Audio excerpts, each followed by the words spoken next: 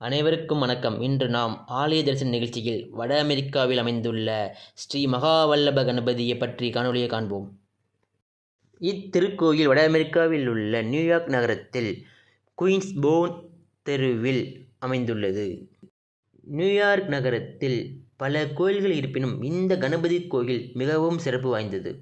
ஏனெனில் இக்கோயிலில் உள்ள கட்டிடக்கலை மற்றும் சடங்குகள் தென்னிந்திய பாரம்பரியத்தை கொண்டுள்ளன. ஸ்ரீ மகாவல்லப கணபதி அமெரிக்காவில் உள்ள முதல் சமண கோயிலாக கூறப்படுகிறது.